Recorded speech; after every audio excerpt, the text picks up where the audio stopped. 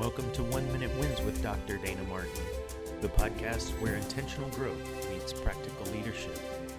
One quote, one lesson, one action to help you lead yourself and others better. Let's jump in.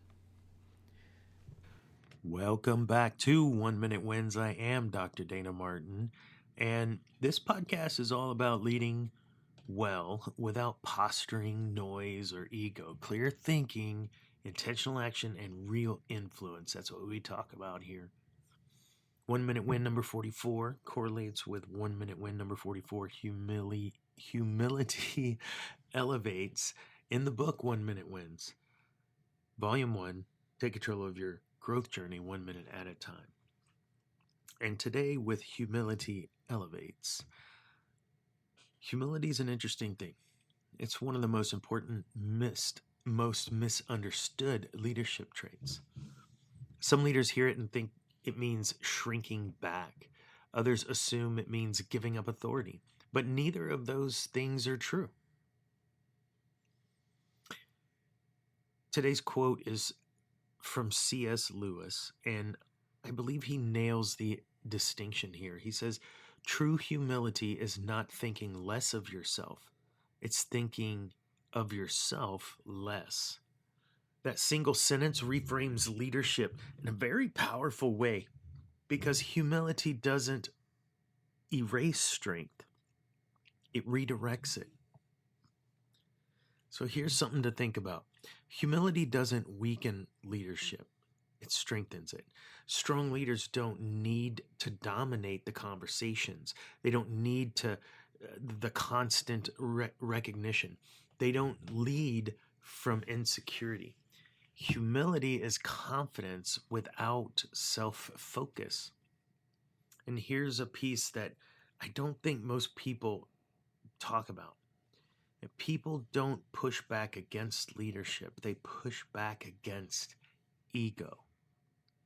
Humility removes that resistance and it opens the doors authority alone cannot. Whew, man, I've worked with leaders who had impressive resumes but struggled often to build followership. They spoke first, they closed the discussions quickly, kind of mic drop moments, and they made sure their voice carried the most weight in the room. And technically they were sound. Relationally, though, they were very disconnected. But then I've seen leaders with less formal authority create massive loyalty simply because they listened, they shared the credit, and they didn't make everything about themselves. Same environment, same pressure, but different posture. The humility piece, it didn't cost them influence. It multiplied it. So here's a stat. In 2015, a study published by Academy of Management Journal examined leadership humility across multiple organizations, and they found that teams led by humble leaders showed significantly higher engagement, they demonstrated greater learning behavior, and they performed better over time than teams led by more self-focused leaders. One key finding stood out, though.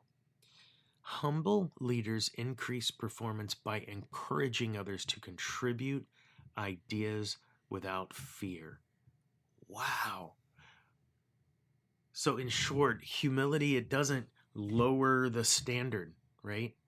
It raises participation, and that's a measurable leadership impact.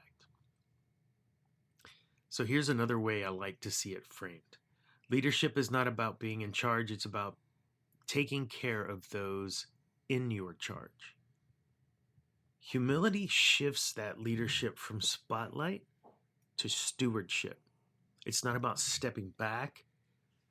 It's about pulling others forward.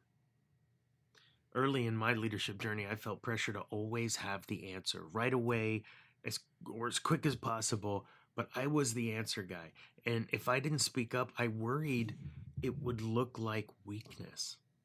If I didn't lead those conversations, I feared that I would lose credibility. And what changed everything was realizing this, that leadership credibility doesn't come from being the loudest voice or the most consistent voice in the room. It comes from creating the strongest room. I'm going to say that again. Leadership credibility doesn't come from being the loudest voice or the strongest voice in the room. It comes from creating the strongest room. When I stopped centering myself, others stepped up and stepped in. And the work improved because of it. That's humility in action. So how do we do it? Well, here's how it shows up in daily leadership. Number one, share credit quickly. If someone else contributed, name them and do it quick. Email, chat, etc. Number two, ask before you answer. Curiosity builds trust. Clarity builds trust way faster than certainty. Number three, admit when you're wrong or you're unsure. That sort of honesty strengthens credibility. It doesn't weaken it. And number four, serve quietly and consistently. You don't need an audience to build influence. So what are those four? Number one, share credit quickly. Number two, ask before you answer. Number three, admit when you're wrong or unsure. And number three, serve quietly and consistently. Humility is not passive. It is disciplined leadership. So, what's our reflection question today, Dr. Dana? Where can you put others first today? Not symbolically or metaphorically, not someday, practically. In how you listen, and how you decide, or even how you lead. Where can you put others first today? Your action step is very simple and very powerful. Acknowledge someone else's contribution today before your own. In a meeting, email, in public, doesn't matter. Acknowledge someone else's contribution before your own. That sort of consistency, that habit of acknowledging someone else, shapes culture faster than any policy ever will. Humility is the foundation of sustainable influence, and leaders who elevate others don't lose authority, they expand it. They create teams that think, contribute, and own and accountable to their outcomes. The best leaders don't make themselves the center of the story. They make growth the center of their mission. If this episode resonated with you or think that it could be shared with someone else, by all means, share that with them. And don't forget to like, follow, and subscribe, and all of those things. To follow me, Dr. Dana Martin, at dmilm.com. Jump on our newsletter list. And don't forget the 1 Minute Wins books are at Amazon. 1 Minute Wins, Volume 1, Take Control of Your Growth Journey, 1 minute at a time. And always remember, be the example.